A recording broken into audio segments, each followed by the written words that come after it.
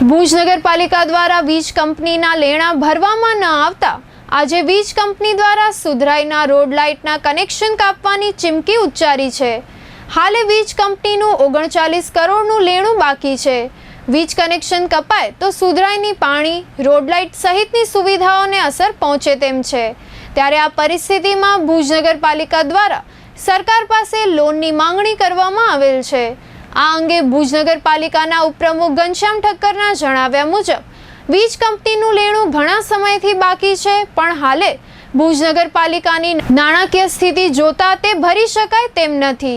ત્યારે નગરપાલિકા દ્વારા સરકાર પાસે લોનની માંગણી કરવામાં આવેલ છે।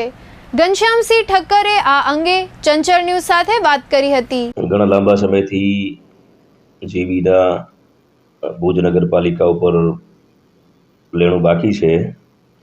બાકી લેણા સંદર્ભે સરકારશ્રીની જે યોજના છે એ યોજનામાં ભુજ નગરપાલિકાએ પણ લોનની માંગણી કરેલ છે અને એની પ્રોસિજર પણ થઈ ગયેલ છે।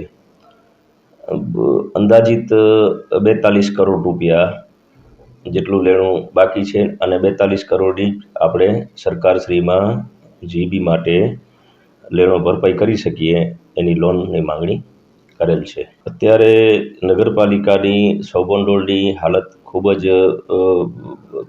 ખરાબ હોતા પણ જે પ્રમાણે માર્ચ આવી રહ્યું છે તેમ નગરપાલિકામાં લેણા માટે જે નાગરિકોના બાકી લેણા છે એ નાણાં ભરપાઈ કરે છે અને 2 દિવસ અગાઉ જ ભુજ નગરપાલિકાએ જીબીને 15 લાખ રૂપિયા જેટલા ભર્યા છે અને આવનાર સમયમાં પણ જેમ અમારી પાસે આવક થશે તેમ અમે નગરપાલિકા જીબીને આના રૂપિયા જે લેણાના હશે એ ભરશે।